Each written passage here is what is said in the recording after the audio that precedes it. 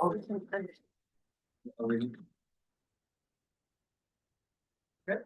Okay. Welcome everyone. We do have a PowerPoint that I've tried to summarize that unfortunately massive document that we sent you all with all of those past reports. We tried to scale that all down and give you a really quick overview. I think the easiest way is we'll go through by sections, and then if people have questions, rather than try to get through the whole thing. And then after that, we'll have the election of the chair and vice chair, and then just take care of a few things that we've got on this meeting agenda. So part of our presentation is staff will introduce themselves and their areas as we go through.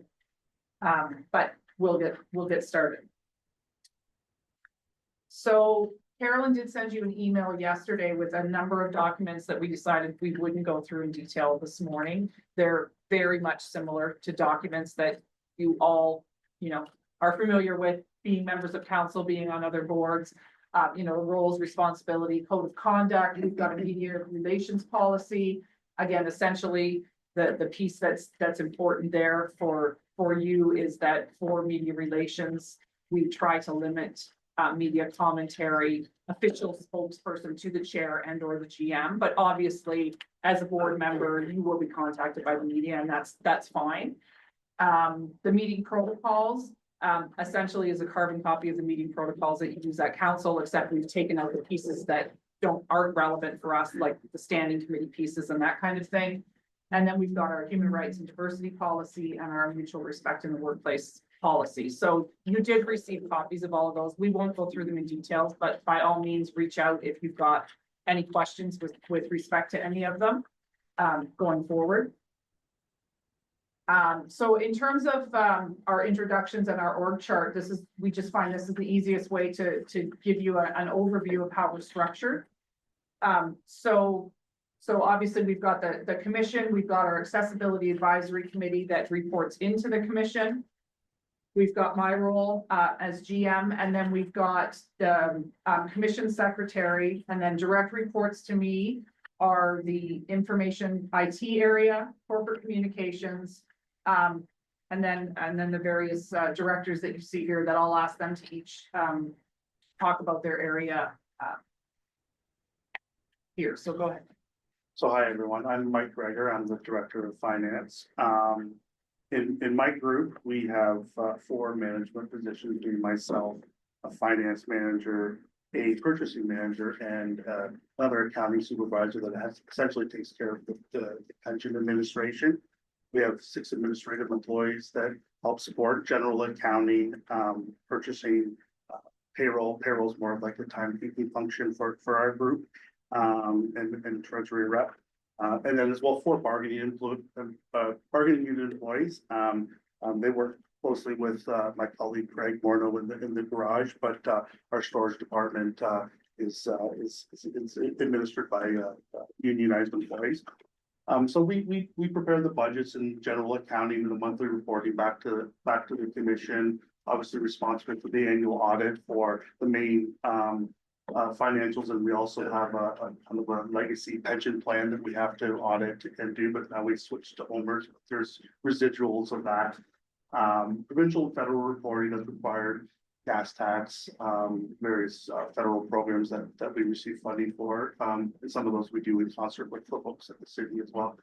And then to support the main multi-year budget and the 2024-27 business plan, including the financial strategy, asset management plan, that's kind of kicked up with greater legislation in the last few years. So we work with the team at the city for the asset management piece, fair policies, and the overall smart card system. I think the other piece on there is the ticket administration as well. So that's the vote for my group. Thanks, Mike.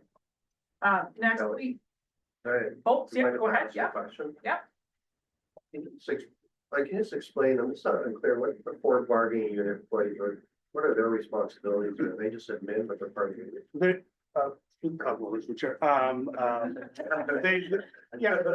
They are shipping and receiving. We have a chief storekeeper who is a unionized individual who kind of liaises with our purchasing folks in terms of maintaining mids and maxes, inventory control, but they're basically like a shipping and receiving. Okay, We're managing inventory. thank you. The next area is the conventional operations, and David Butler, who's currently heading that up, was unable to be here today, so I can just speak at a high level on this one. Essentially, that is our biggest area. That includes oversight of all of our operators, dispatchers, inspectors, ticket clerks. So essentially, all of the conventional aspects of the service on the road. That group includes 6 management employees, 2 administrative, and 516 bargaining unit. And again, the bargaining unit are the operators, the inspectors, dispatchers, ticket clerks, and essentially that area is responsible for overall service performance for the conventional, including time and attendance, customer contacts, on-time service adherence, on-road safety and compliance, the daily delivery of service, and then occupational health and safety for all operations staff. So that's that conventional area. And again, that is the biggest. Sean? Hello, everybody. I'm Sean Wilson, the Director of Operations. We've focused on the specialized department, not unlike the conventional department. We're responsible for the performance and service on the road. We have 2 management folks, myself and another manager. We have a coordinator and staff that manages bringing new registrants on. And then we have 16 more administrative employees that are dispatchers, call takers, and casual employees to offset lost time. We manage the performance of the vendor. Currently, we are heavily focusing on the scheduling software improvements that are happening to specialists. Oh, yeah, go ahead, Sam. Guess there's no microphone. There's no chair. The mic, Oh, it's yeah. up there, okay. Who are you? What does your division supervise other than the paratransit, or is it just dedicated to paratransit? Specifically paratransit there. Okay. And what, I guess I have a lot of questions about it, but I'll save those. I imagine there'll be another meeting, we can discuss that. Yeah, thank you. Okay. So I'm Katie Burns. I'm the Director of Planning. My area consists of myself as well as 4 administrative employees who are responsible for the creation and implementation of the 5-year service plans, our annual service plan, scheduling of all of the bus routes, creating the work for the operators that they sign 5 times per year. We're also on the Rapid Transit Implementation Steering Committee, the Mobility Master Plan Working Group. And we also deal with all of the detours related to construction or last minute detours due to accidents, that type of thing. And the shelter and bus stop lighting program.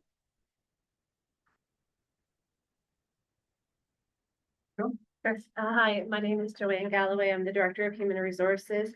My group consists of myself, a Manager of Human Resources, a training supervisor, and a specialist workplace investigator. And I have 2.5 administrative employees supporting us. We're responsible for all facets of human resources, labor relations. We work closely with the ATU Local 741, ensuring the collective agreement is adhered to, compliance negotiations, also responsible for oversight of health and safety and training and recruitment. We have a mental health wellness strategy that we've had been rolling out since 2018, and that is a continued focus within our department.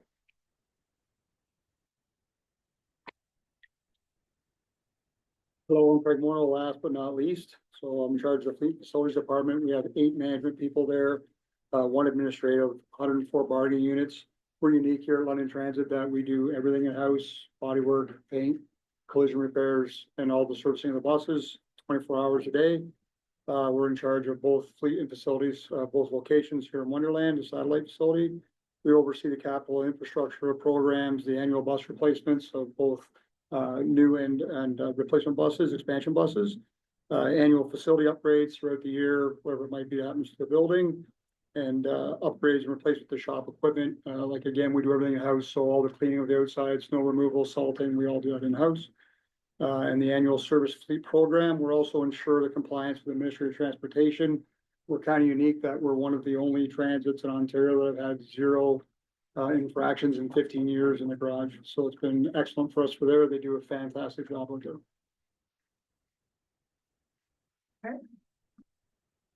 So that's the general introduction, and then what I've tried to do is kind of break this down into components yeah, that initial package that we gave you, we kind of broken it down into sections, so we'll have various staff provide some updates, and again, we'll pose for, or we'll pause for questions at each section. Go ahead. So on our operating budget side, I mean, obviously you're familiar with what you deal with at council. I mean, the cycle goes through the 4-year multi-year budget where we set the 4 years and the funding becomes approved. And then on an annual Sorry. basis, Point of question, since we don't have a chair, I don't know if your door's closed just due to road noise, cause it just in our space where we operate, a closed door would be a closed door. No, it's closed because that's customers that come out there and it can get quite loud, but the sign on the door says that it's open. And customer service will tell people to come in. Yeah, thank you for raising that. Is there some way to put up a sign saying this is an open meeting, come in? What do you say? I think she's Like the sign on the door is not slid to say private, and customer service lets people know if they come in that they are welcome to come in. It does get quite loud when you've got a lineup of customers waiting to. Maybe purchase fair. to be more clear, the next meeting, you just have a printed sign saying. This is Open a meeting. short meeting. Yeah, sure. Okay. Yeah, just in case you don't see the sign or the lineup. Yep. yeah, no worries. Sorry. So as I was saying, then on an annual basis for August to meet the timelines for the city, we do an update for each specific year. And then we just, the previous commission just approved essentially a recosting exercise. All the funding sort of level becomes fixed, but we update for trends in ridership or fuel prices, that type of thing. So I'll take you through that in a second. During the multi-year budget process, as you saw, we submitted a status quo budget, which was just the current levels of service at that point in time, plus a growth budget. You won't see that on a continuing annualized basis because they had already been approved. So we present both together. And just specific for growth, the first year's growth costs are less than the annualized amount that generally it's approved. It's generally due to timing. Our service improvements on the conventional side through Cadence Department, September is when those hours get implemented. So there is a timing offset to that. So for instance, of the 18,000 annual conventional service hours, approximately about 6,000 are implemented starting in September, and then they flow through for the next year. And in 2024 and 2025, the difference or the residual amounts that the city has budgeted have been used through civic administration to offset the higher bus costs. So in those cases, we reduce more funding from the city, reduce our gas tax on the operating side, and use the gas tax to support the additional capital. So more specific to the growth, there was on the conventional side, 18,000 hours approved for each of 24, 25, 26, and 27. And as I noted, 6,000 were implemented in 2024, with the residual flowing through in 2025. The same thing happening for 2020 or for 2025 as well, an additional 18,000 hours, but 26,000 would be implemented in the year. On the specialized side, we used to follow that rule, but with the multi-year budget and the approval of the 10,000 hours in 2024, we had to stagger that because you have to get buses ordered in order through the vendor to be able to, for them to ramp up. But knowing that we had those hours approved for 2025, they were able to hit the ground running in January. So there was no delay in implementing those service hours. This is just a summary. It was approved at our last meeting by the previous commission in terms of our update. The 2025 budget column was what was approved and presented to the commission last August. And it included on the conventional side a one-time reduction in city funding of $817,000.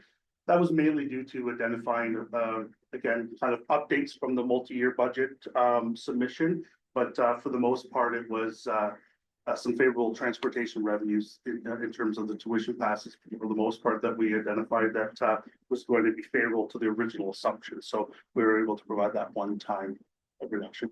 Sorry, Mr. McGregor, just to that point, this is exactly what I wrote down. Will we see as a commission any updates on how the program reductions at Fanshawe College and the less students coming in might affect the revenue passes from Fanshawe?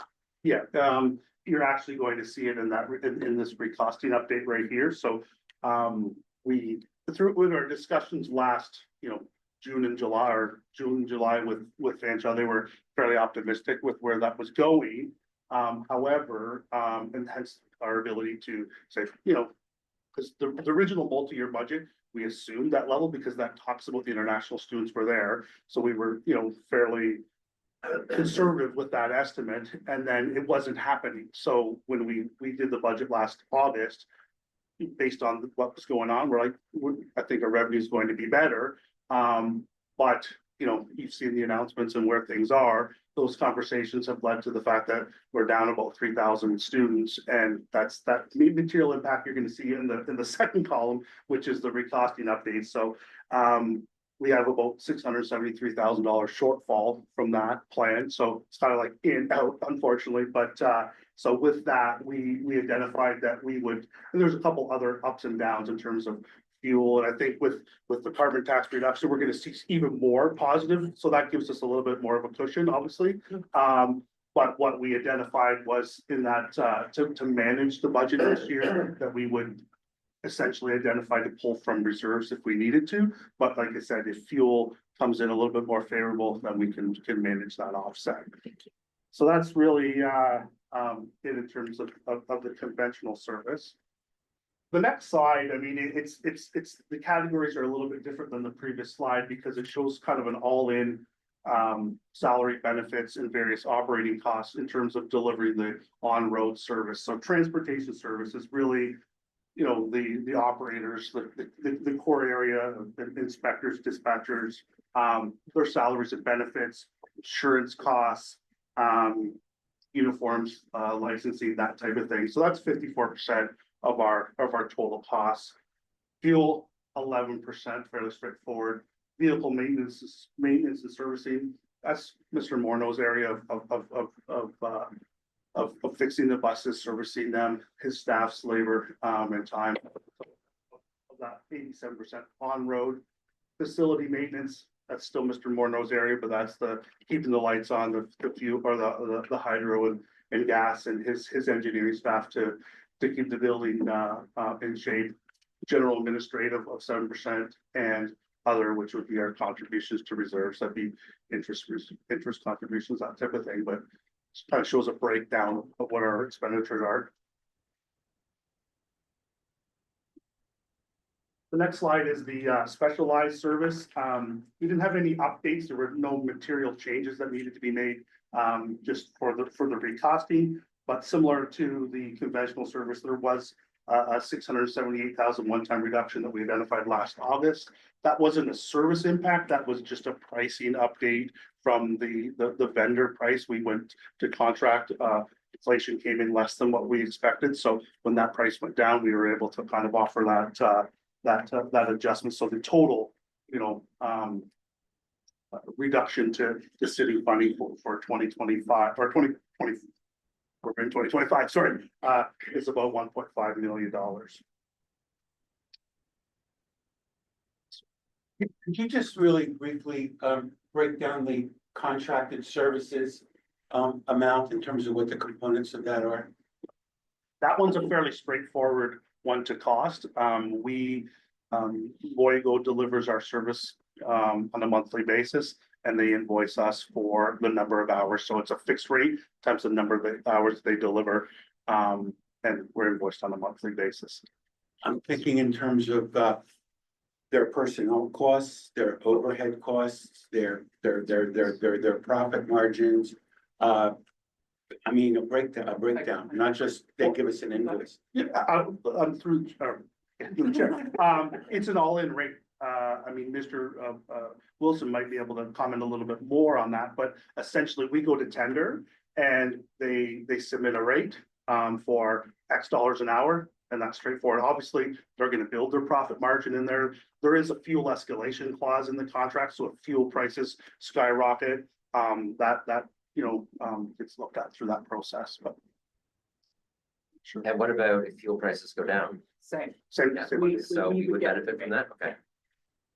And there is a CPI clause in terms of, well, in year in the contract, there's a clause for I CPI. could, and maybe just add Yeah. one more piece. So when we go out to RFP for that contract, it's a 5-year contract with an optional 2-year renewal. And the reason we do that is because 7 years is about the useful life of those vehicles. So when we're going to a new contract, we require the vendor to purchase new vehicles.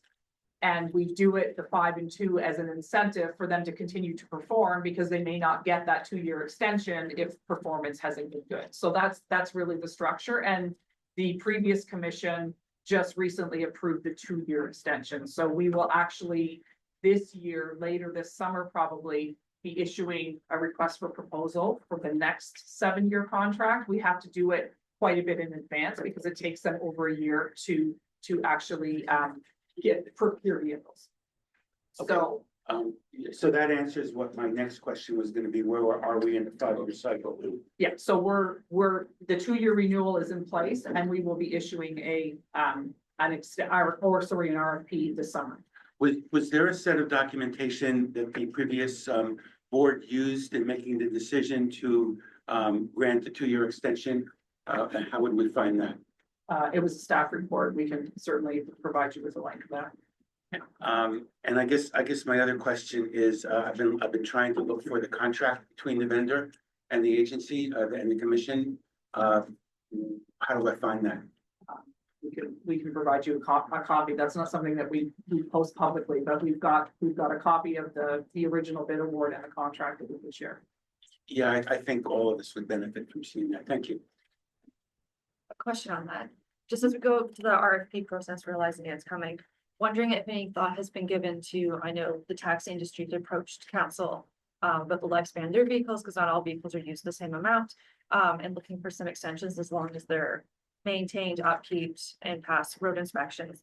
And also thinking about the supply chain issues that could be coming, making sure that we minimize effort and impacts on both sides. Just wondering if administration is giving consideration to that as we enter that process. Certainly, we're looking at that, and Mr. Wilson has done a scan also in preparation for the RFP of some of the other contracts that are in place across the province for, if there's clauses that would make sense for us to incorporate that kind of thing, but we're certainly keeping a very close eye on the bus market, because obviously if we can't buy buses, we're going to have a lot bigger problems than we've got today. But yes, that is something that we've looked at, and we have in the past also issued secondary contracts. So we've got that primary contract that's kind of the big contract. We have in the past had secondary where we didn't have that stipulation that it had to be a brand new vehicle to allow others to bid. So if there were taxi companies or others that were interested, and we essentially would utilize those contracts for overflow. So if we had additional hours or, in some cases, I think bowling on Wednesday nights is very popular and that tends to fill up our service. So we would utilize those secondary contracts to have some overflow for additional service. The issue that we've run into of late is there just aren't any vendors out there that are interested in that have those lift equipped vehicles. And I think a big part of it has been the supply chain. So, but that's something that we continue to monitor and we would continue to be open to. Yeah, so just a quick question on fuel costs with the tax changes and with the general oil costs, seeing the price of fuel rapidly go down. How does that affect our provincial gas tax funding? Does that go down correspondingly?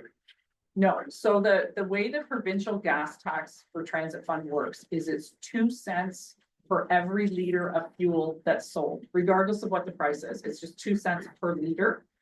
So it's really about how much, it's the volume of gas that's sold in any given year that contributes to that pot.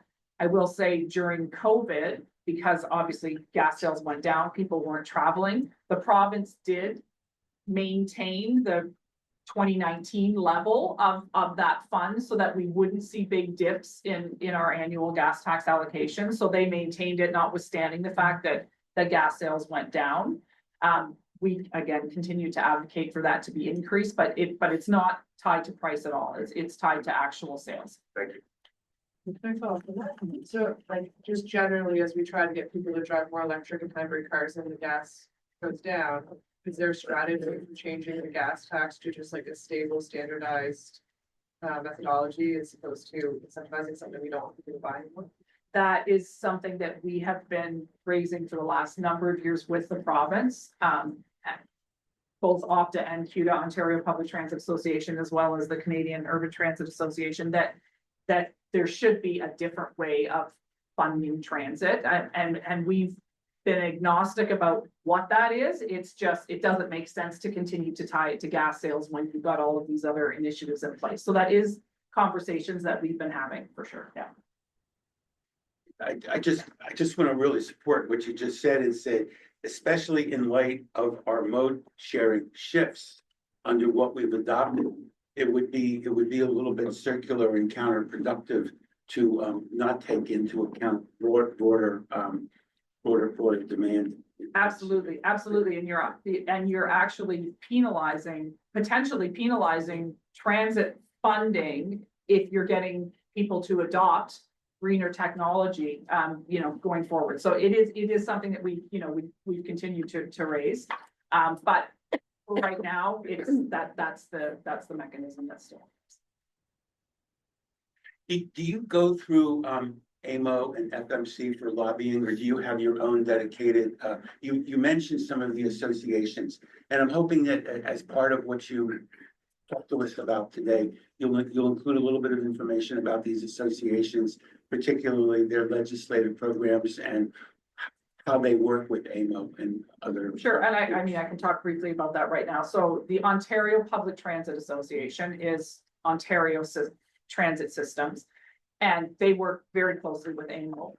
So we have a board of directors that needs to establish what priorities are. We do budget submissions to provincial budgets. That's very similar to what AMO does, but we do work hand in hand with AMO.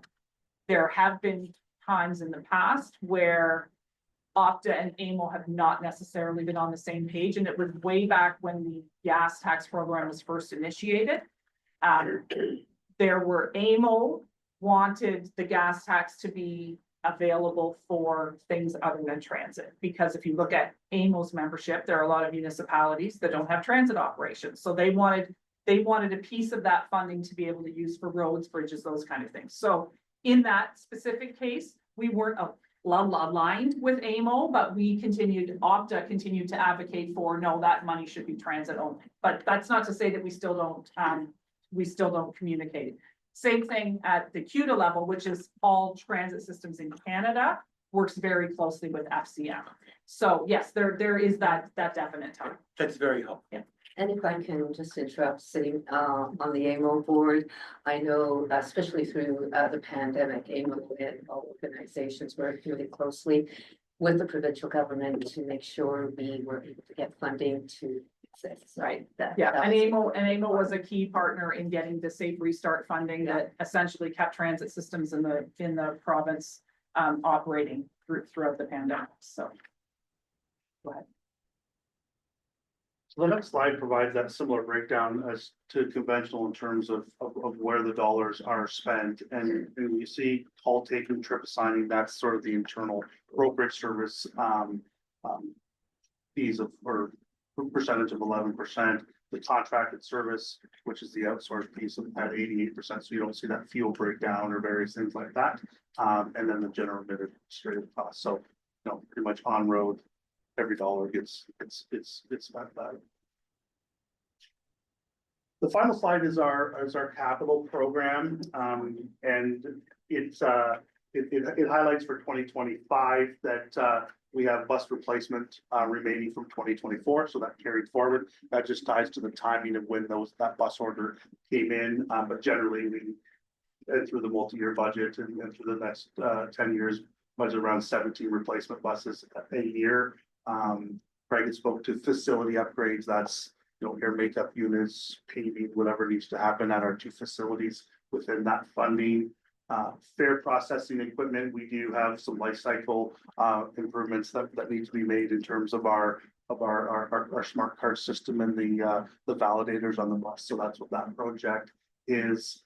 Information systems and software and hardware, networking, various system upgrades, the specialized system upgrade would go into that. That's generally 500,000 a year, but we do have some carry forwards there as well.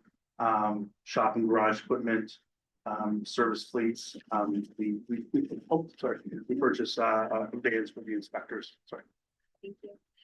With respect to the information system software, or sorry, actually the fare processing equipment.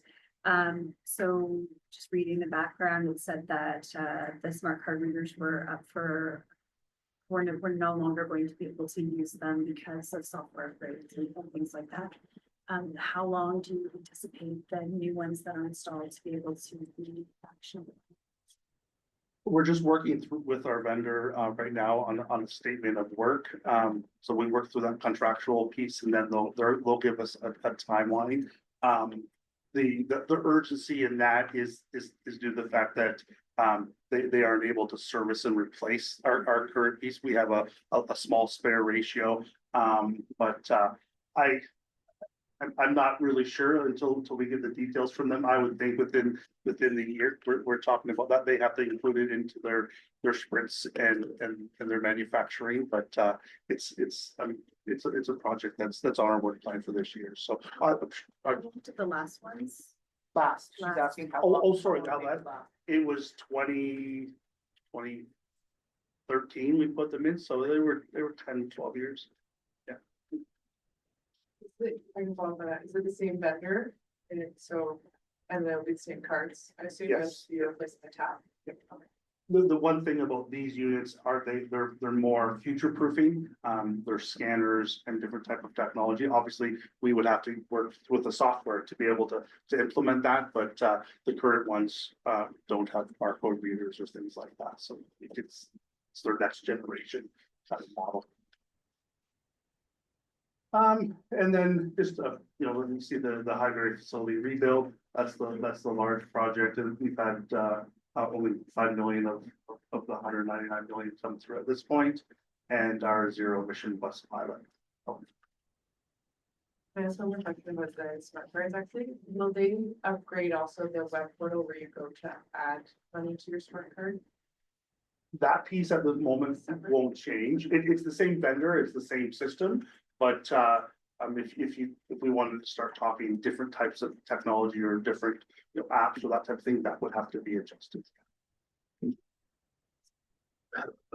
Regarding the zero emission bus pilot, where are we at?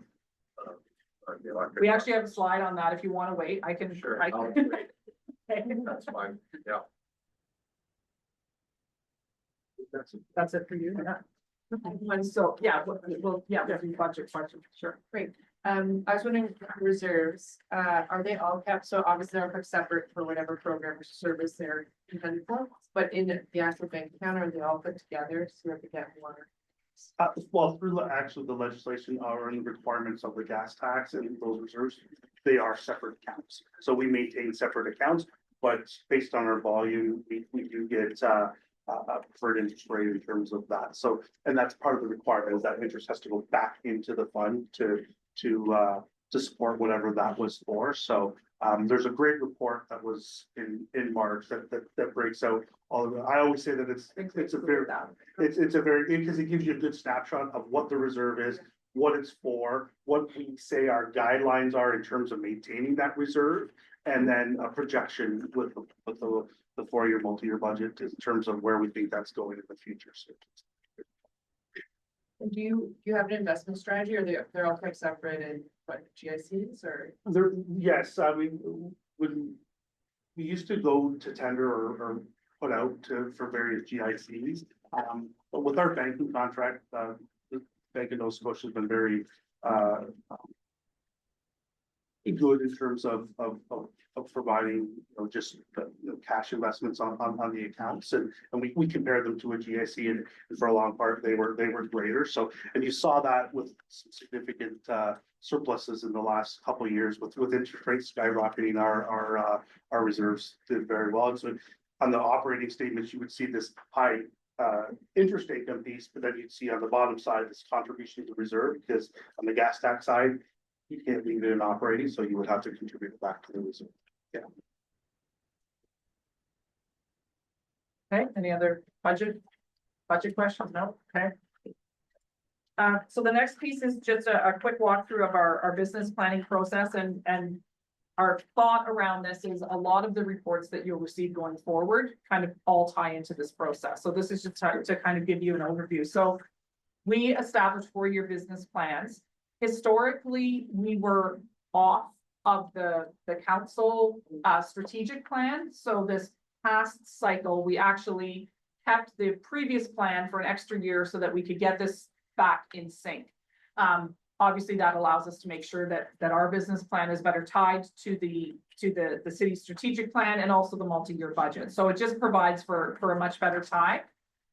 So we do have a 2024 to 2027 business plan now that sets the overarching direction for the organization. There are a number of supporting plans to that document, including the accessibility plan, and then we've got our various service plans, which we'll talk about later, financial plan, our fair policy, and our asset management plan. So the development process for those business plans includes consultation with stakeholders.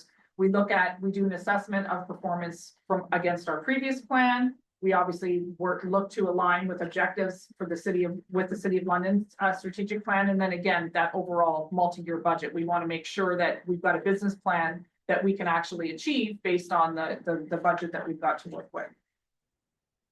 So essentially we do that 4-year process. What that morphs into is annual work plans, and that was included in the package that we provided. So we created an annual work plan.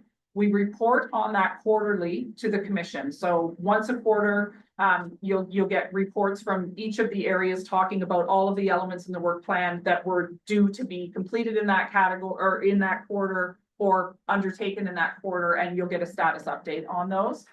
That also then translates into our annual operating and capital budget. Again, you do get monthly financials, just quarterly on the work plan. So there's 2 different pieces there. That turns into our annual report, which is the report that eventually makes its way to council once the commission has approved it, and then back again, like over and over again for those 4 years. So that's kind of our kind of direction setting pieces that we utilize to manage our way through the year and stay on top of projects. So in terms of timing, so those annual work programs are approved by the commission in January of each year. We go with a draft, and then obviously commission provides input on finalizing those work programs.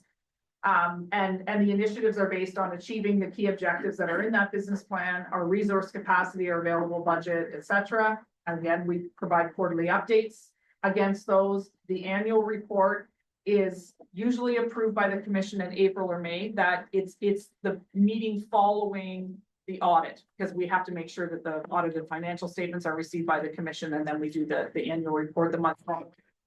And for the April, May, it depends on when the auditors present the statements to the commission. And then the year-end status. So the following January, when the commission's approving the next plan, you also get a status on the entire previous year. So you'll see anything that's been carried forward or anything that has been deferred, that kind of thing. I think that's it for business plan. Any questions on that? No? Okay. Service plans.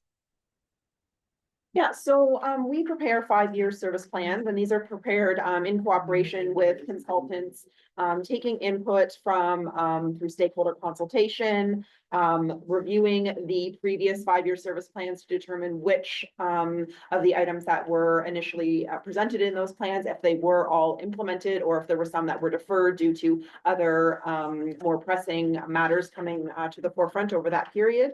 Also looking at council priorities from the strategic plan, available resources per the multi-year budget, to be able to create those 5-year plans. The plans are then approved by the commission, and then we work through those on an annual basis. So each year, there is an annual plan that is created, which takes input from that 5-year service plan framework.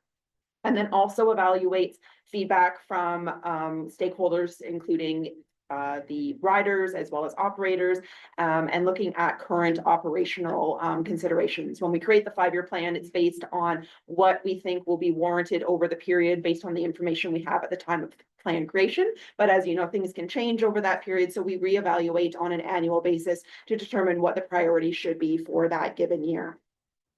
Draft plans are then presented to the commission in October, and following that, we hold public consultation, usually through the months of November to January, to get feedback on the proposed changes. All of that feedback is evaluated, and then final recommendations are made to the commission at the January meeting for a September implementation. So for the 2025 to 2029 5-year plan, we have 3 areas of strategic focus, and they're set out in priority order on the screen there. So the first is to improve the experience of the existing transit users. These changes invest in the service that is already on the street to make sure the conventional transit service is running on time and that buses are not too crowded so that people can actually board the bus when they're trying to get on. Second is to prepare the conventional network for rapid transit implementation, noting that we will be modifying some routes to tie into the new rapid transit corridors. And finally, expanding the network as the City of London continues to grow, the needs for transit increase in those newly growing areas. So with the strategic areas of focus in mind, the priorities for each of the 5 years were established, ensuring to keep within the 18,000 annual service hours. With the preparation for the conventional network with rapid transit, can you share what would be near term in terms of any changes within this year? And then from there, we're going forward. So King Street. Yeah, so for this year, I'm sure that you've heard that starting for April the 28th, Route 94 will be modified and to start operating on the rapid transit lanes on King Street between Ontario and Wellington. Once rapid transit lines are actually up and running, the Route 94 will go back to operating on Dundas where it currently does, and it will just be the rapid transit, but we wanted to have service operating along that completed portion of the rapid transit lanes, specifically because it is brand new with a contraflow lane on King Street to get residents in London used to seeing buses in that area and having them go both ways on King Street. That is the only change currently that's planned. The other changes will be happening later in the 5-year plan, with the East London link expected to start operation in 2027. So changes to the local routes would coordinate with that. So this change for Route 94 was technically a plan change for us. So it was already worked into the operational plan and how things would be. Yes, it was always planned that when we would move down there, that would, or when that section was established, that we would start operating on there. Similar, if and when we get more of the Wellington Gateway portion constructed between downtown and White Oaks Mall, the Route 90 may start operating in portions of the dedicated lanes there once there's enough to make that switch over. It doesn't have any operational changes as far as hours or anything like that. Thank you. And then from the communications perspective, I noted that the city had put out communication on the contraflow lanes and how they work and everything else. Is the plan for rapid transit in terms of communication to take a joint approach on all communication? How does that work its way through to riders, et cetera? Yep, so we are working very closely with the city's communications department. So they are putting information out more, so their focus is more on the general users of the road so that everyone understands. And then we're putting more focus specifically for the transit users to get them to understand where the bus stops will be, when the change will be occurring. So there's information on our website. We'll be doing social media posts and information out through, there's also a poster on board the bus advising customers of the change.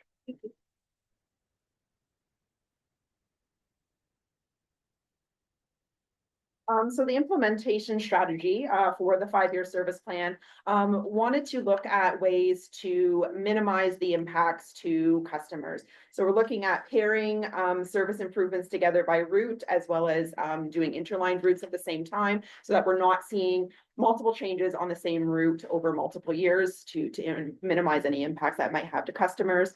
We also want to prioritize service changes that have the greatest impact to the customer experience and current operational needs.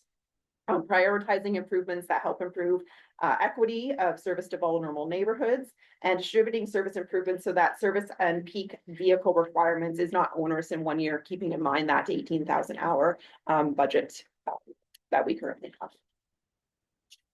So, Within the 2025 to 2029 plan, right now, I believe we're at 88% within 400 meters of a bus stop. What's the goal for from now till 2029? So the focus of this plan is addressing current areas of service. So addressing those overcrowding conditions, reliability of service. So there's less of a focus on the expansion out into new neighborhoods. The focus is addressing the current service to be able to minimize any ridership loss due to people not being able to get on the bus and getting frustrated finding other modes of transportation. And also having that reliability of service. So that's where the focus is on this 5-year plan. So there's no increase into target at all? There are some areas that you'll see if in the 5-year service plan that for expansion that are kind of outside of the 18,000 hours, which would need to be looked at for through assessment growth. Yeah, on the issue of buses not being at capacity and not being able to pick up additional riders, do you keep incident reports every time that happens? Yes, so we get daily reports of overcrowding, and we also get information that from customers calling in. So we can see where the crowding conditions are happening on a daily basis. And are those compiled and made available on your website or someplace else? No, we don't have them on the website. It is something that we keep track of internally, but it is not published publicly. For riders on a given day, if you're using our real-time service, it does show every bus on the routes and shows how full they are at a given time, but it's not something that we publish those reports afterwards. And are those available to members of the board, those reports? We can make those available. Yeah, I think that would be very helpful, because I think it would be very instructive to get a sense of where that's I have a theory in terms of where that's happening, but I would like to see your data on that. we do, like, as part of Katie's annual service plan, she does provide graphics like by route kind of thing. Like, so we show like a general picture. The reports Katie's talking about are going to be millions of rows of an Excel spreadsheet with time points. That's the data that Katie's talking about. It's not a nice tidy report. But again, we can certainly make that data available. What is the internal process that you would use to take that data in terms of where you have those difficulties with your riders being able to access the service, and you use that to add additional services? How do you go about doing that? Yeah, so as part of our annual service planning process, we'll take all of that data that we gather on a daily basis of where the crowding is happening. And then one of our planners uses that to plot it graphically in GIS, so we can see, creating a heat map where we can see which areas are experiencing the most crowding conditions, and then we review that as part of the overall service plan improvements to see where the priority should be. Okay, thank you. I have a lot on that, but I'll just save it for another conversation. How is ridership per bus route right now? We have automatic passenger counters on every vehicle. So every time someone gets on or off the bus, we can see exactly where they're getting on or off. Now, we're not tracking an individual person because we don't do tap on, tap off, but we can see that, 10 people got on at Richmond and Dundas, and 4 people got off at Richmond and Oxford, kind of thing. And we track that right down to like the minute that they got on and off. Fantastic. Okay, good. Yeah, through the chair, just speak a little bit about, construction projects and how you coordinate, them with the ship, the routes. Yeah, for sure. So as you know, there's a lot of construction that's happening across the city. We work very closely with the City of London. There is a meeting that we have weekly with all departments of the city as well as ourselves. And oftentimes even the utilities are there as well to talk about their construction projects so that things can be coordinated. And then we work to try and minimize any of the disruptions to the public as much as possible. Sometimes that's not as easy when there's multiple projects happening in the same area, but we do try to work with all of the different contractors to minimize any of that disruption.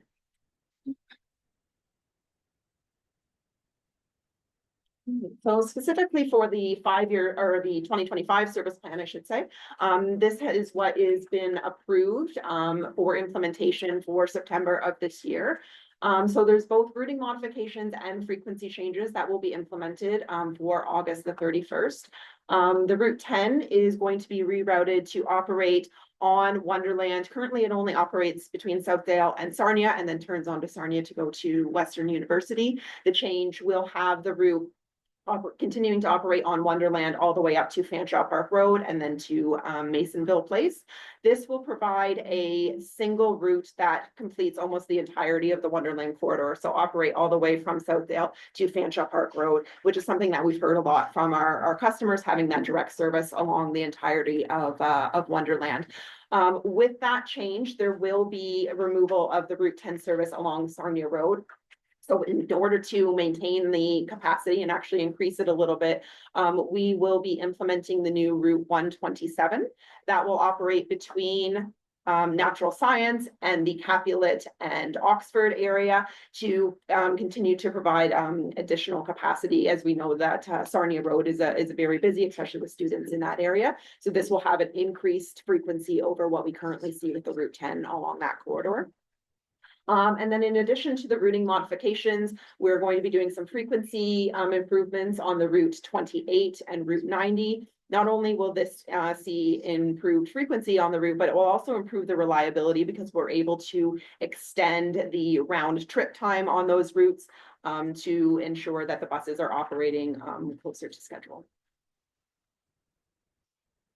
Yes, excellent. Not interrupting for you. If we had a chair at this time, I'd be asking that in our schedulers, this meeting was only set to an hour. It's clearly we're not completed anything. Just checking with members that I know some people might have commitments, but if we're good to still proceed without losing quorum. Okay. I have quite a bit. You have a I'm gonna lot. miss a meeting with Enwave about downtown steam lines, but that's okay. Which seems important, but this is important too, so. Is this making through the call and then just?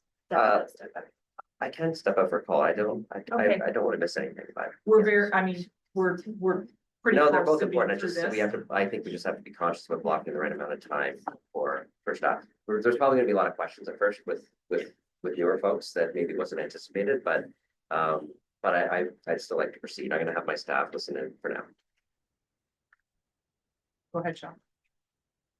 All right, so the specialized transit 5-year service plan, these are the items that are included in the work plan and the initiatives that are going to take place for the next 5 years, including this year. So it's the implementation of the growth hours for the approved budget. It happens yearly. You heard Mr. Greger speak to the fact that we can implement those in January as they're approved earlier.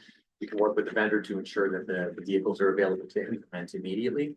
We're reviewing the application process to streamline it and clean it up going forward, with the ability with the passenger portal that's launching currently, people to be able to apply online, which is helpful.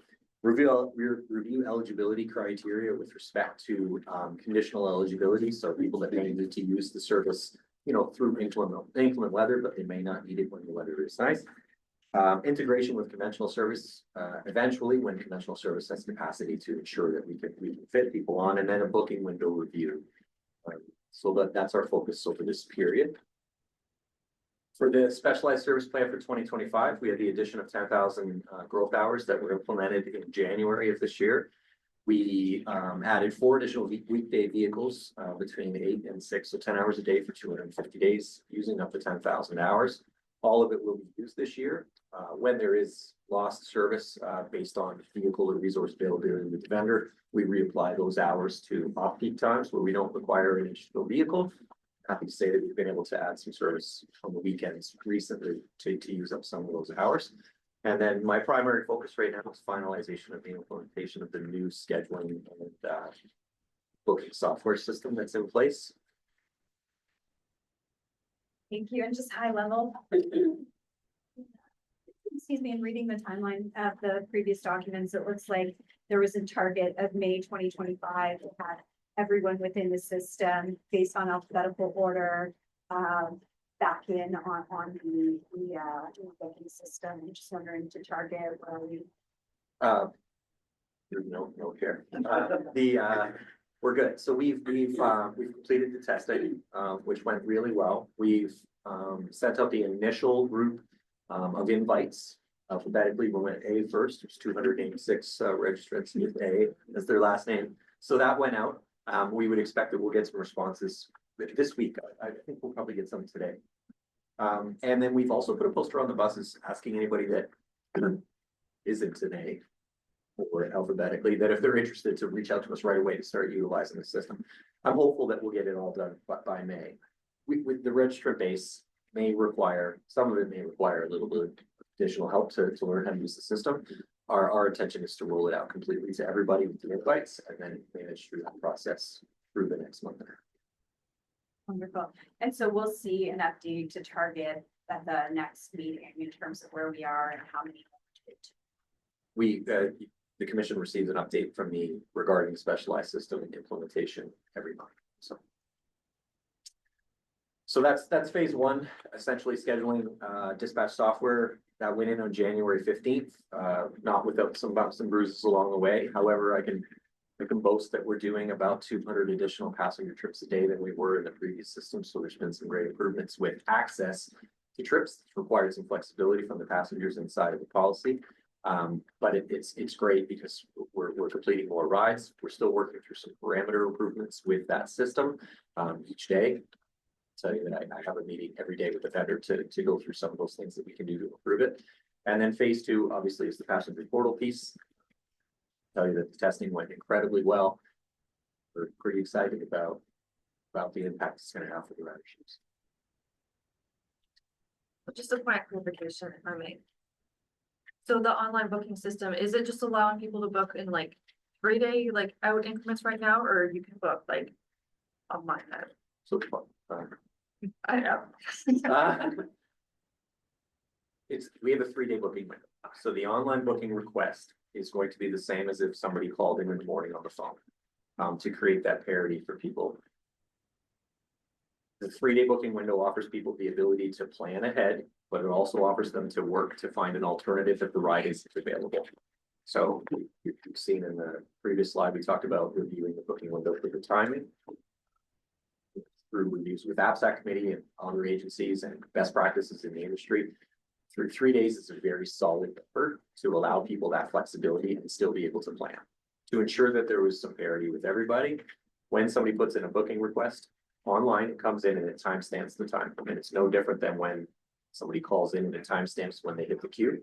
We're going to be able to adjudicate those as they come in, first come, first served basis. We do run a system where the service hours don't meet demand. And we have unaccommodated trips each day. So we have to protect that fairness piece with respect to requests. So it will still be 3 days ahead. It will be open for all the times that the booking request window will be open for all the times that the phone line is open as well. So 7 a.m. to 10 p.m. or 9 p.m. With respect to some of the challenges with the new booking system, I think I read that there were some times where you had to go to the manual application or paper operation because if an upgrade was happening at the time that some of the other scheduling was taking place, that there was a need to adjust in terms of the software rather than. I think it was system failure What system that went we down? had when we, So when we first went live, we did have a glitch in the system where it failed. We do have backup paper records that are printed the night before for all the manifests, so we did have to go to that one day. It was only a one-time occurrence. It was one day, and I think we had one day 3 weeks ago for about 11 minutes where it went down, so we were able to dispatch with the paper records. And that's something that the vendor is working on it to come. It is, and it was a server issue that happened with it. The system's on a virtual server, and it had an impact. And it's I'm not not a technology person, yes.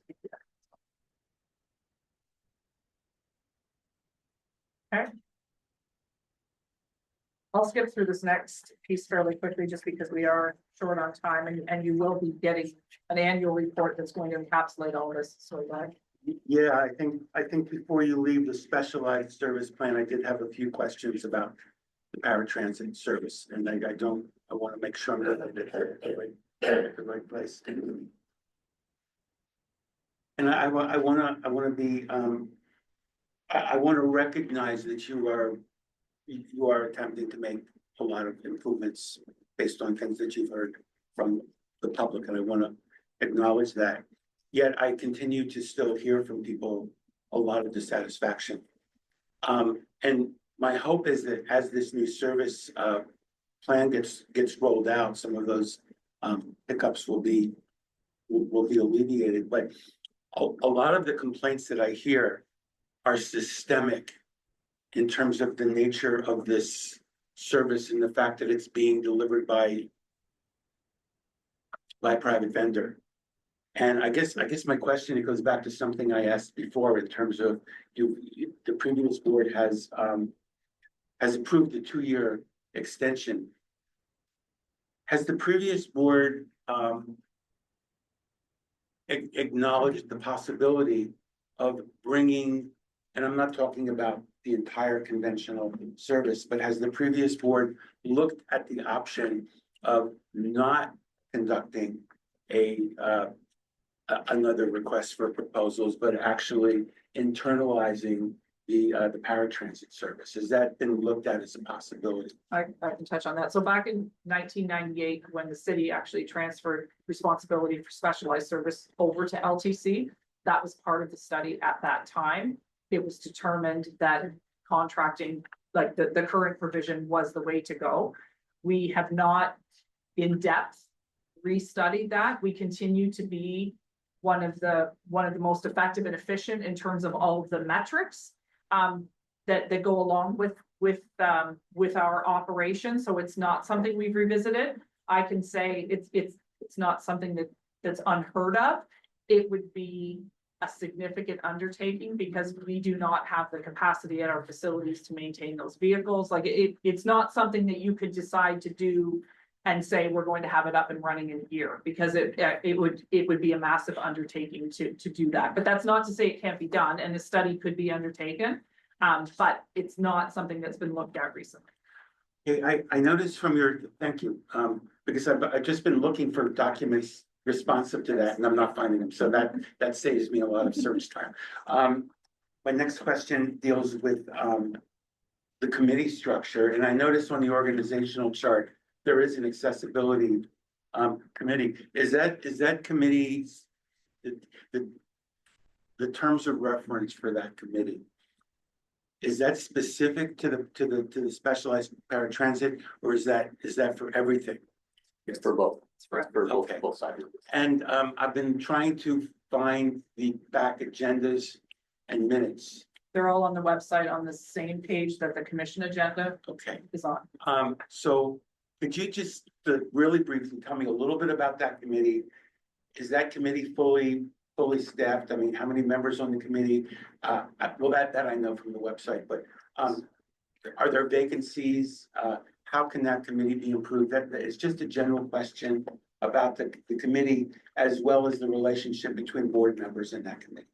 So that committee terms of reference got revised back two years ago.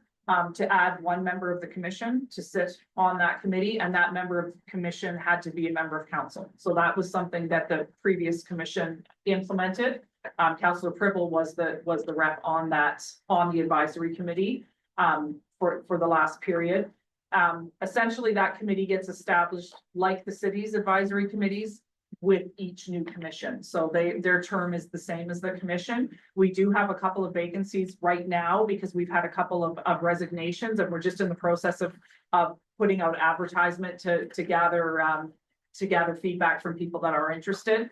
Those would come to this commission and you would approve, attendance or approve people to be added to that committee. So there is a couple of vacancies right now. But you currently have a quorum? Yes, oh yes. Okay, so I see that there is a scheduled meeting coming up. We did have a scheduled meeting for actually next Tuesday that we've canceled because we wanted to have this meeting and get things in order and determine what our path forward was. Because we need to align those meetings so that, because those meeting reports come to the commission, so we just need to have everything in line. So that's why we just held off on that meeting. So in addition to, how many members of the public do you need to recruit to fill a committee? No, how many vacancies do we have right now? Two vacancies right now. Plus the member of this board. Right. And the member of this board has to be a counselor, so you could fill that at any time. Right. Okay.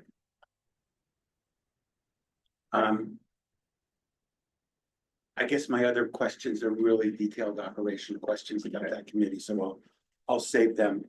I think I know for myself, I would like to learn more about that committee and attend the committee, and I think some of the others here might want to learn more about what they're doing, because it seems as if they're an advisory committee to us, and I need to know who's advising us and the kinds of questions that are being asked by them. So thank you for that. Okay. So I will skip through this piece fairly quickly because you will be receiving probably at your next meeting or the one following our annual report, which is going to summarize a lot of this stuff anyway. So I'll skip through it quickly, but essentially another annual process that we go through is our voice of the customer, which is our onboard surveys that take place on both conventional and specialized service. So that's our annual outreach to actual customers. And we do an annual report, we call it our annual customer service report for each of the services, that takes that voice of the customer feedback and combines it with our customer contacts that we receive through our customer service. So we mash all of that together and identify trends, areas of concern, what our riders are saying their priorities are and how we're performing against those priorities. And we use that to, obviously that's feedback into Katie's service plans, but it's also input into our work plan for the following year if there's specific areas that we identify that we need to address. So in terms of the conventional service for 2024, some of the overarching themes and identified areas of focus that we had were detours, on-time performance, and missed passengers were the leading categories for customer contacts in terms of the complaints that we received. In terms of contacts specific to our operators, speed, driving in an unsafe manner, and operator attitude treatment were key areas. And I will say on those contacts that we receive, if they are of natures like those are investigated. So all of those contacts are investigated by the team in the conventional operations department. In terms of our preventable collision frequency, our rates did remain consistent with the previous year, noting we have implemented a retraining program. 2 years ago, we noted that the majority of the preventable collisions that were occurring were with our operator group that had less than 2 years experience. And given the massive hiring that we've been doing since COVID, that represents about 33% of our operator pool. So we established a program where we actually bring those new operators back in for training. When is it, Joe? Every 9 months. At 9 months. So once they've been on they go through a 6-week training program before they drive the bus. But then after they've been driving for 9 months, we bring them back in for a refresher. And that gives us the opportunity to address any concerns that we've seen, but also gives them the opportunity for a refresher with our trainers for any issues that they may be experiencing. So we have seen that our preventable collisions have held steady. In terms of factors that impacted obviously that performance, We have not been at approved complement level for our mechanic positions since COVID. It's not that we're not able to hire them, it's just a very, very competitive market. We hire them, they get a better offer, they move on kind of thing. And I know that the city is experiencing the same thing. So that has resulted in issues with us and bus availability with Craig's area, making sure that we've got enough buses prepped and ready for service every morning. We have for the last number of years been utilizing a contractor actually in Mississauga that's helping us do some of the MTO inspections just because we're not at the complement level that we need to be. So that's what we've put in place to help with that. But that has continued to be an issue for us. What that means in a lot of cases is the limited availability for tripper buses, and what we call a tripper bus is if Katie's area or dispatch hears that there's, you know, crowding or schedule adherence issues on a certain route in perfect times when we've got full complement and all the buses that we need, dispatch would be able to send an extra bus out onto that route to put it between two buses to help alleviate crowding and that kind of thing. We haven't necessarily had those buses available on a regular basis because of these other issues. So that's hampered our ability to respond to some of that. Again, we continue to work on it. That also, the fact that Craig's team is maintaining buses that should have been retired a year ago. I think Mike touched on it. Our 2024 replacement buses haven't started to arrive yet. So we're a year and a bit behind. So what that means is Craig and his team are keeping buses on the road that we thought we were going to retire. And it's not that they're unsafe, it's just extra work and extra operating expenditures for parts and things that we didn't anticipate having to utilize. So all of those things combined have resulted in hampering our ability to respond to some of the conditions that we're seeing on the road. And then obviously the nature and extent of construction, as Katie talked about. You know, we're thrilled for the construction because we know a lot of it is going to make life better for us at the end of the day once all the rapid transit construction projects are done. But those detours and obviously the congestion that those cause obviously impact our buses because we're sitting in the same traffic as everyone else. So that also adds to our schedule adherence issues. Really? Are those overcrowding instances primarily around the university, or are they just random throughout the city? Katie would probably be. Yeah, we do get overcrowding around the university, but we also see a lot of crowding conditions along the major corridor. So along the Wonderland corridor, Oxford corridor, Richmond, even away from the university and the college. One question of the challenges that you're facing regarding bus maintenance and skilled trades and all of that. How does that affect your obligations under AODA in terms of your compliance standards with them? There's not really a correlating impact. Okay. So AODA questions would come up with respect to specialized the specialized smaller buses? No, they would be both, but the type of issues that we're facing is just we don't have buses available to put on the road. It's not the accessibility features on the bus not working. Like the buses that we're putting on the road, everything is working. So there's no non-compliance issue with the buses that are on the road. We just don't on every day have enough of them. Do the AODA authorities from time to time just do random audits? How does the AODA compliance regime work? Could you just? Sure, yeah, I mean, it works the same for us as it does for the city. Once a year, you have to, or actually once every 2 years, you have to file a compliance report.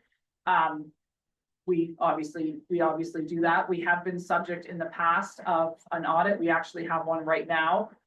One that we just received where they'll pick a few random areas and say, can you provide the details with respect to how you're complying with these? We've gone through them in the past and we've always been, fine. When an audit comes in, would that be something that we would discuss as a board in closed session? No, it's not, there's no reason for it to be closed. It's just, I mean, you would get a report on it once we've provided the information that they're asking if there's anything that comes back. But when the request comes in, is the board notified about that? Historically not, because it's not saying you're not compliant. It's a, hey, we're doing a random desk audit. Can you provide us with, for example, in this case, they're asking for training records that our employees have been trained on AODA. So it's when you would be advised is if they came back and said, hey, you're not compliant, or we need you to do something different. That's when we would bring it to the board. But it's a standard desk audit. It's not saying you're not compliant and we need you to prove. It's just part of their standard process. The MTO does the same thing. They come and do an audit for us also, just a random audit. So we'll come in and audit our buses at night in both buildings. Follow-up question on that, realizing talent shortages happen across sectors. Has anyone had conversations seeing if the city has anything to help it with? Realize you're already paying to contract an external services that someone with, I'm thinking like sanitation operators, fire, like they got some big vehicles around. I know everything's different, but is there any opportunities there? Well, how do I say this politely? The city's hired 3 of our mechanics away from us, so. Sorry about that. So you can stop doing that. No, but I mean, that's all part of the market, right? I mean, one of the detractors, I would say, with transit and mechanics is when you start here, you're working nights. That's when our buses are off the road. That's when we need them to be maintained. So when I say we're losing people to the city, the attraction is I can get off night shift and go work a day shift, right? So that's something that, you know, has always been an issue for us.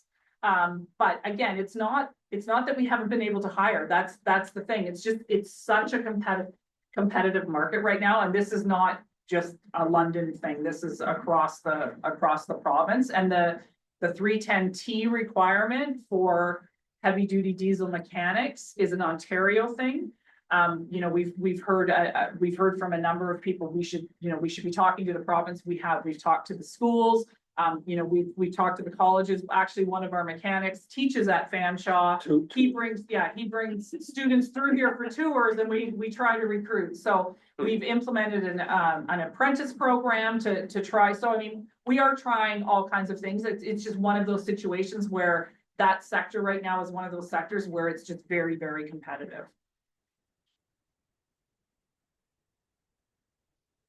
So the voice of the customer, again, I'll go very quickly here, but this was the 2024 survey for conventional service. So we had an overall satisfactory rating for our conventional service of 71%. And the priorities that the riders indicated were their highest priorities in terms of a quality service, were on-time performance, and then their level of satisfaction was 44%. Travel time 63, service frequency 57, coverage 71, and real-time information 45. So obviously we've got our work cut out for us on conventional. And again, those are things that we've got built into our work plan. And I'll just skip through on the specialized, the voice of the customer. Again, we do the same thing. Specialized, a little bit different. The overall level of satisfaction on the specialized service was 94% from the riders. Their service priorities, similar to conventional: on-time performance, travel time, trip availability, ease of booking, and service coverage. The difference here is you'll see the satisfaction levels are quite a bit higher than they are on the conventional side, with exception of the ease of booking. And that's the one that we hope the launch of the new program that we're putting in will be addressed this year. And we hope to see improvements in that. So very quickly, other updates, just wanted to touch on, I believe we included a report that the previous commission did go ahead and order our 2026 replacement buses, given the ongoing state of the bus manufacturing industry. I can say CUDA does have a working group that we are continuing to work with bus manufacturers, of which there's only 2 left in Canada, to identify ways that we can fix some of this stuff going forward. And again, those reports would come back to the commission as recommendations come out. It is something that we continue to work on, but we are continuing to see delivery time frames of 18 to 24 months is what they're promising at date of order. But then they're, you know, like Craig just got a call from New Flyer yesterday saying their 2024 order, which we were supposed to start receiving. Now they've got a new parts shortage that's impacting their ability to deliver. So we're seeing things extended even beyond that 18 to 24 months. I have a question. Do we have protections in the contract, given the length of delay, against cost appreciation? Like, does New Flyer absorb, say, new tariff related costs if there's parts that end up getting tariffed out of this, or do we? Because I know we would have kind of signed up for this a while ago, and is that changing now in more recent contracts? Last question first, yes, Yeah. it is changing in more Yeah. recent contracts. Previous question, we are protected in our current contract from tariffs. So there is a CPI escalation clause within the contract, but tariffs isn't really part, like tariffs would be part of it in terms of like the cost of steel and stuff, because it's built into that, but just that overall back and forth across the border tariff, right now, we are protected. On the current orders, but not the new ones? that No, we no, lost? on our current contract, which goes until 2027. Okay. We've got a contract. So that's good. And then I just want to say, I do appreciate the work of CUDA. At the federal big city mayors level, we obviously are advocating for things that cost municipalities generally, and I know the work of other agencies like CUDA is very effective, and the more we can align those advocacy efforts, the better. And so I would appreciate, and not just as a commissioner, but with other hats that I wear, being very informed about the evolving tariff and cost pressure association, cost pressure changes that are happening or anticipated to happen, so that those advocacy pieces can be aligned very, very clearly. And I think Councillor Hopkins would benefit from that as well. Yeah. So and that means just as an ongoing basis, even outside of commission meetings, if there's any information that is timely to get to me, I have regular dialogue with the federal and provincial governments on this. Right. Zero emission bus. So we, a while back, approved going forward in a joint procurement for a turnkey solution, which is essentially forcing the bus OEM, the charger OEM, and the whoever has to do all the civic works to make all of that work come together and bid as a consortium versus having 3 different bids. Essentially that was based on experience of industry, having things not working, and basically just having OEMs point the finger at one another saying it's not our problem, it's their problem. So this is the solution. That RFP will be going out within the next couple of weeks. So this commission will see the results of that at some point. The concerning piece is CUDA still leading that? no, Or- it's Q-Trick. Q-Trick, sorry, Q-Trick, yes. Well, it's actually an arm of Q-Trick that's Yeah. called Q-Zeb, but yes. Okay, so but overall, that hasn't changed. No, Okay. that hasn't changed. What has changed is initially it was London and Burlington that were going to be part of it. Burlington has pulled out due to funding issues, but now Moncton is part of it. So it's Okay. London and Moncton at this point. So the issue will be when the city approved this way back when, we thought we were getting 50% funding from the Zero Emission Transit Fund, which no longer exists. There is the possibility that the new permanent transit fund funding could be utilized for this. But the city has only set aside 50% of the cost. We were thinking that the other 50 would come from some form of federal program. So obviously that will be part of the discussion once the RFP comes back. But the way we've written the RFP is that London Transit would be in for up to 10 buses, up to, so we did an up to, so if we don't have the funding, we could scale that accordingly. Yeah, so that's what will come back eventually to the commission. And then the last piece, the Highbury facility replacement, I think Mike talked about that. So again, council approved transferring the BRT funding over here. That went to the province and the feds. We just received confirmation of that in the fourth quarter of 2024. So we are now working on the RFP that will go out for the detailed design of the new facility. That RFP will be detailed design and then help write the tender for the actual rebuilding of this facility. So that RFP will be going out shortly, and that will be something that this commission will be dealing with in the coming months as well. That's all we've got. That's long, sorry. I tried my best to. I'd like to say something. I think that was a great high level overview. I know also, we've chatted about, individual commissioners who might have specific questions that maybe not for the whole group, that there's lots of opportunity to ask if you've got other questions. Members of the team. For sure, yeah, absolutely. At any time as you're learning and getting to know commission.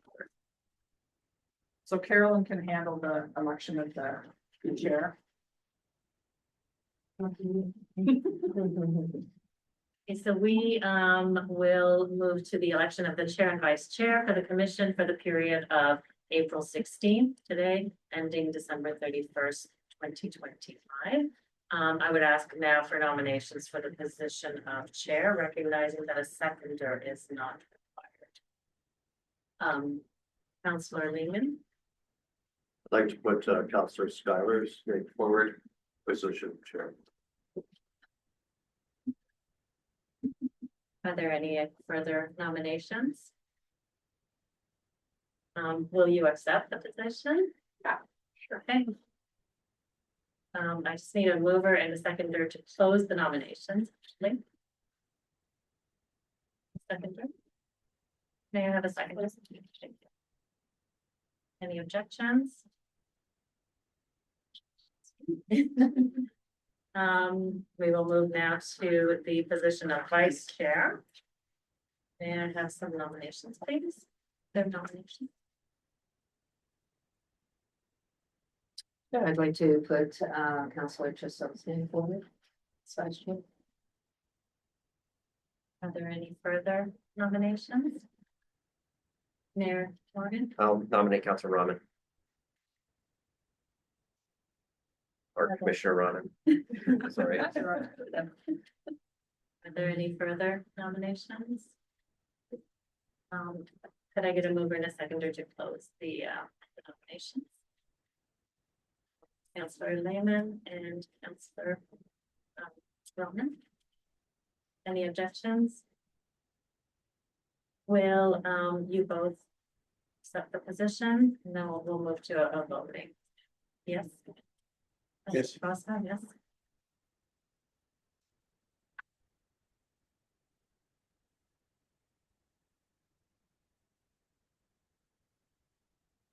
We'll start with Councillor Trossel. If I could see a show of hands for voting for Councillor Trossel to be vice chair.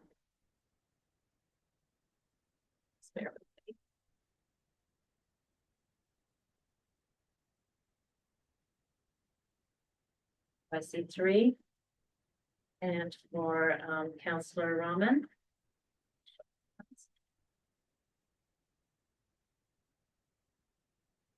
Sorry, do you mind?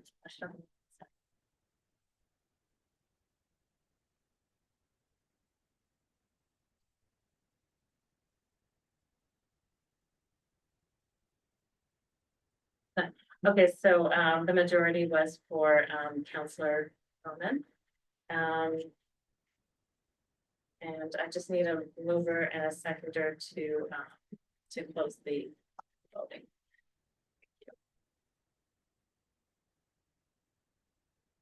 So this confirms that Councillor Rahman is the vice chair. Yes. I don't know if I should address this to you, or should I wait for the chair to chair? Because I think there's one other position that we could be selecting today, since it has to be among the group here.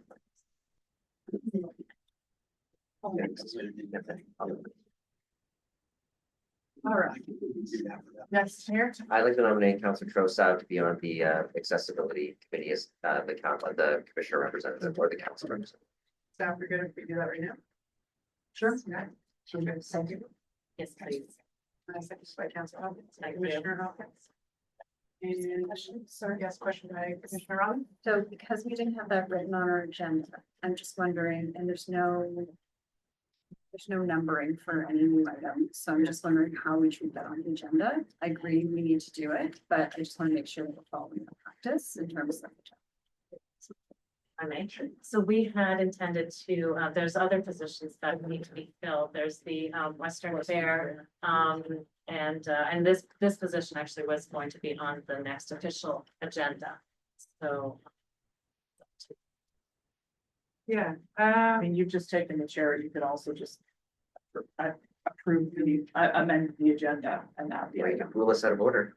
You can do Yeah, that. you know what, let's rule out of order from the time, and we can do it at the next meeting, if it's on the public agenda, so it involves public process. So yes, Councilor Trevor. Yeah, my objection to that would be, I consider this to be a matter of somewhat immediate importance, and I would also notice that if we go through the rules of order, while it's preferable to put things on the agenda, you know, a week ahead of time, we do have the ability with the super vote to have emergent motions. So it's not like it's something that we absolutely cannot do. Okay, Commissioner Closer. Through you, Madam Chair, what is the next meeting of the Accessibility Advisory Committee? It wouldn't be until June, so it would be after the next. Sounds like we have time, so respecting the urgency, that means not until June, I'm fine, put on the next agenda. All right, And have it noted that Councilor Kraus has already been nominated to that position. yes. So my ruling currently is that we are not going to do it right now, 'cause it's not on the agenda, we could do it at our next meeting. If you'd like to challenge the chair, you can. And we could go to a vote on that. Otherwise, we'll deal with it at the next. All right, great.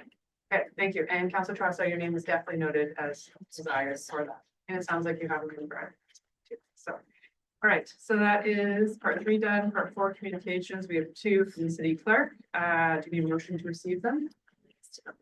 Okay, motion moved by Commissioner Floza, seconded by Commissioner Hopkins. Any discussion on these items? Yes, Councilor Commissioner, this will take a while. No worries, no worries. Just with respect to the communication, regarding the secondary school transit pass pilot, I'm wondering if we put this as a bring forward for May 9th as well. Put on the agenda. Yeah, I know that there's a portion of the letter that says to have civic administration report back on that relationship and the next steps, and that may be, you know, a bit too early, but I wanted to keep it as a moving item, so I'd like to move it forward to the next meeting. And then correspondingly move it forward when needed, if it's still to be reported. Sure. Yeah, that's fine. Yeah. Okay, sounds good. So any motion for that? Great. Okay, so we can second to all vote for that. Okay, all in favor of receiving that file? And any opposed? Carries. Okay, staff report. Regarding dates. All right, so to post to the dates at the back of the package. Are there any comments for them? There was a recommendation that the next meeting be held on May 9th, which is a Friday. It was Councilor Roman that had suggested that. All right, at 9 a.m. At 9 a.m. Okay, so Friday, the rest will be on Wednesdays. Okay, yeah. So I did take a quick scan just of calendars to see whether or not May 7th was available, and it wasn't, so that's why I looked at May 9th. And so, yeah, I understand that we want to keep it consistent. June 25th, I wouldn't be able to make that, if it's 9 a.m., I wouldn't be able to make that time on that Wednesday, but happy to look at other dates the last week of June. You want to make a suggestion for that as well? I don't have everybody's calendar, so it'd be difficult to do that without being able to. Yeah. I'm wondering if perhaps we could just confirm the May meeting. And then Carolyn can work with staff at the city to coordinate calendars and do a better check for future meetings that we could bring back at the May meeting. Does that work for everyone?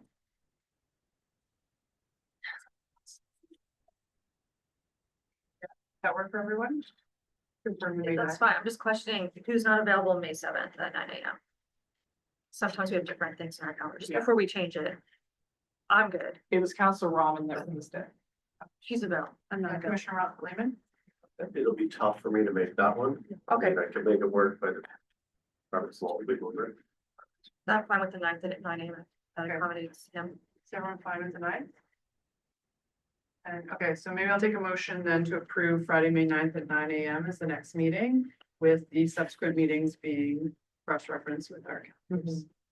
Yeah, so moved by Commissioner Hopkins, seconded by Commissioner Rahman. Any discussion on that?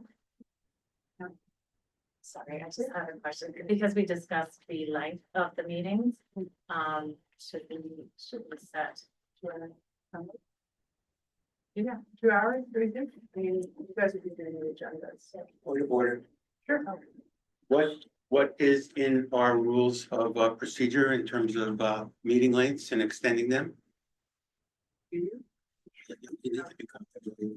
I believe we've copied. I mean, we've never run into that issue because we've always had evening meetings that just went until they were over, so. Yeah. Do we want to block the 3-hour period in case, yes, Commissioner Rahman? I think right now there's 2.5 hour block right now, but I think it was based on just where everything's available, but again, we're happy to. Coordinate that. With respect to the rules, 3.1, 3.2 deal with meeting times. 5 PM right now is listed, so we need to make some amendments. Those will bring us forward for the next meeting to do those changes. So you want to keep with the 2.5 hour block then? Same Richard nods. 2.5 hour block. So Friday, May 9th, 2.5 hour block starting at 9 AM. Moved by Hopkins, seconded by Rahman. Any other discussion on that item? No. Okay, fine, vote, all in favor? And any opposed, so that carries. And then, yeah, date of the next meeting, so May 9th at 9 AM. And then only other thing on this agenda is adjournment. So to adjourn, Commissioner Lehman, and second by Commissioner Rahman, all in favor? Any opposed?